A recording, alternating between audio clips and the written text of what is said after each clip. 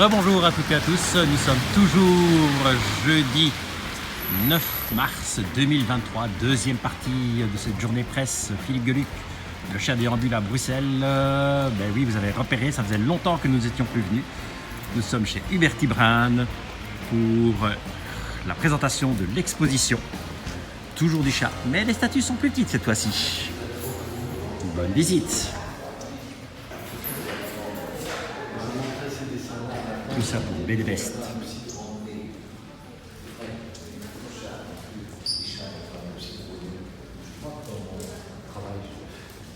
J'agrandis un peu.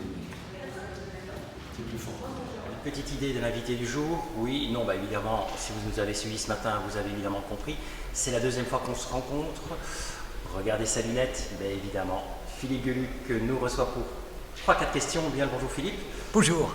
Pas trop fatigué après cette longue journée? Ah non, au contraire. Non, moi, le travail et l'épuisement, ça me donne de l'énergie. Alors, très très belle exposition. Je parle à la caméra ou à toi? Oui, Ouais. d'accord. Très très belle exposition ce matin avec un très beau vernissage. Exposition ici, double exposition en même temps, c'est un gros événement là pour toi. Oui, je suis quelqu'un de très exposé. Non, c'est le chat qui s'expose. Moi, je ne suis qu'à son service. Donc, je suis là pour le lancer. Je lui ai fait faire ses premiers pas. C'est comme un enfant. Et puis, quand l'enfant est parti dans la vie, il faut lui laisser vivre sa vie.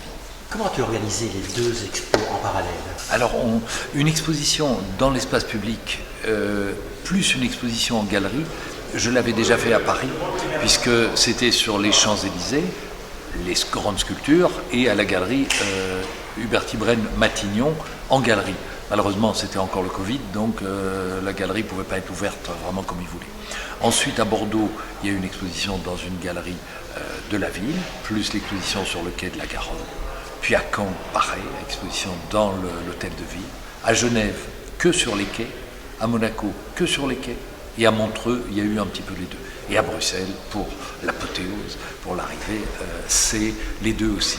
Ça s'organise naturellement, c'est-à-dire qu'on a une expertise maintenant sur la dépose des sculptures, l'installation dans le Parc Royal, mais parallèlement, je préparais mon accrochage ici, que j'avais commencé la semaine dernière. C'est évidemment un emploi du temps qui est comme ça, mais on y est arrivé et tout est prêt en même temps, donc ça y est.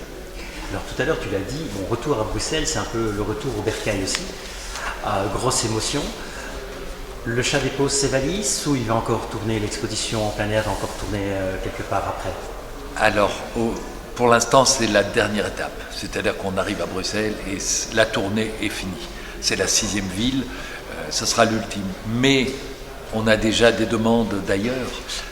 Ce qui va être compliqué, c'est de présenter autant de sculptures, parce qu'on en a 22 maintenant pour l'exposition complète, mais comme beaucoup d'entre elles vont rejoindre les collections privées à partir du mois d'octobre, on n'en disposera plus pour les exposer dans des villes. Alors on va peut-être faire une version bis avec moins de sculptures monumentales et quelques sculptures de taille moyenne, comme on l'a déjà fait à Saint-Tropez il y a 2 ans. Ça marche aussi. En fait, il n'y a pas de règle en la matière, on n'est pas obligé de mettre 22 sculptures à chaque fois, donc on peut faire des versions un peu plus light. Alors il y a une chose qui nous a fort frappé, c'est pas la première fois qu'on se rencontre, donc dans tes discours il y a toujours énormément de remerciements. Tout à l'heure dans le Parc Royal, tu es allé également remercier les policiers qui étaient là. Le chat était plus humain que les hommes. Il a toujours pensé aux autres et a toujours remercié. C'est moi qui ai remercié, c'est pas lui. Ah, j'avais cru entendre que c'était Non, lui non, aussi. le chat, lui, s'en fout. Lui, si on sert sa gloire, il est content.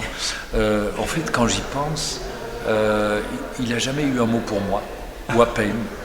Si, dans le premier album, la dernière page du premier album, il dit « Si le type qui me dessine meurt un jour, je me suicide ». C'est une belle promesse, c'est une preuve d'amour. Maintenant, le fera-t-il? Je n'en suis pas sûr. Ça évitera tous les problèmes après. Oui. Alors, tout comme tu l'as rappelé, avec Casterman, c'est un amour depuis 86. Huberty Brand, c'est fort régulier. Oui. Le chat est également quelqu'un de fort fidèle. Oui. Puisqu'il a toujours gardé le même dessinateur. Déjà, et qu'il n'en voudra jamais d'autres. Ça, je l'ai bien spécifié auprès de ma famille, de mes enfants, de mon notaire, etc. Je ne vais pas faire comme d'autres, je ne vais pas autoriser à ce qu'on continue à dessiner le chat après ma disparition. Maintenant, fidélité, oui, fidélité, mais je suis quelqu'un de fidèle dans la vie, fidèle à ses amitiés, fidèle à l'amour de sa vie. On a célébré nos 46 ans d'amour, ma femme et moi, et les gens nous disent « Oh, c'est formidable, c'est rare, etc. » Oui, mais quand on est passionné et amoureux, c'est pas formidable, c'est juste un cadeau de la vie. Maintenant, créer un personnage comme le chat il y a 40 ans et continuer à s'en régaler, c'est aussi un cadeau. J'aurais pu à un moment tomber à sec, ne plus avoir envie, ne plus trouver d'idées. Il se fait que j'en trouve continuellement et tous les jours et que je continue à me marrer en travaillant. Donc je compte jamais m'arrêter, sauf si un jour on me dit « Écoute, là tu te répètes ou ça devient rasoir ou quoi ».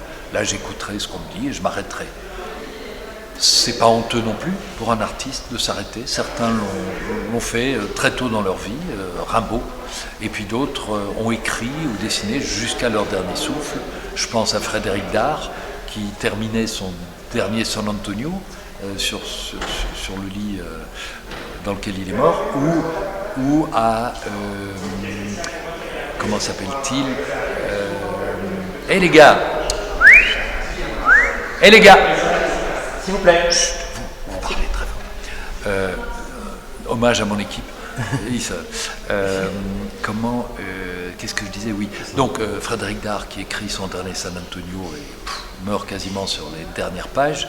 Et puis, comment s'appelle-t-il? Ce type que j'adore, Tommy Ungerer, génial dessinateur. De dessins pour adultes, de dessins politiques, mais aussi de livres pour enfants. Et lui, on l'a retrouvé à près de 90 ans, dans son lit, avec son crayon dans une main, son carnet de dessin dans l'autre, et il s'était endormi comme ça. C'est juste magique. Alors, le chat continue à avoir énormément d'inspiration. La société, le monde, l'actualité lui en offre. Il n'est pas un peu désespéré sur l'espèce humaine?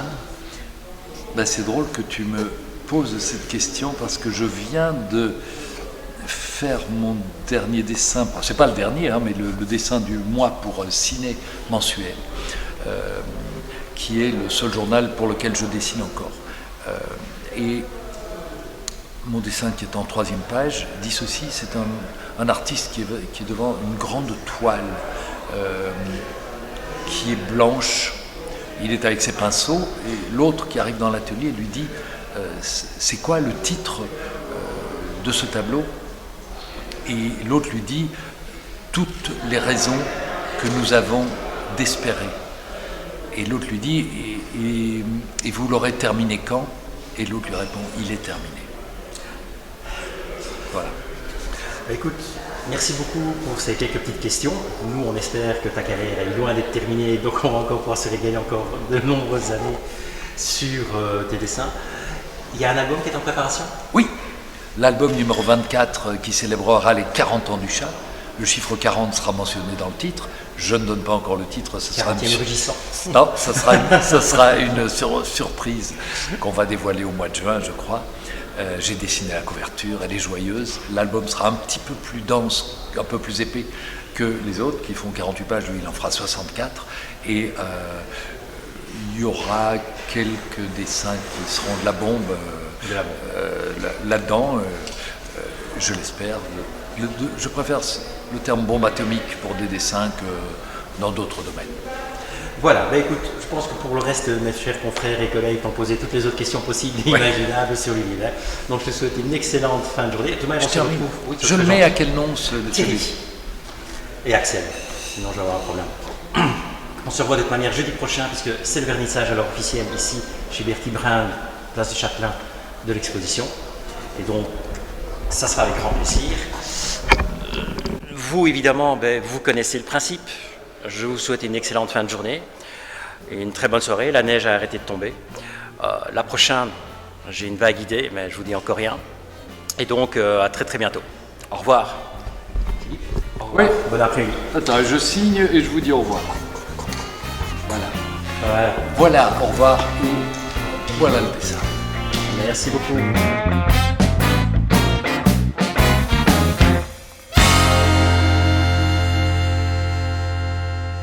Téléphone sur iPhone et comment on appelle les autres, et Android. Voilà. Et c'est donc une application qui vous donne tous les renseignements souhaités pour tout savoir sur chacune des sculptures, des 22 sculptures, savoir comment elles sont fabriquées, comment elles sont imaginées, comment elles sont produites, à travers une série de fiches.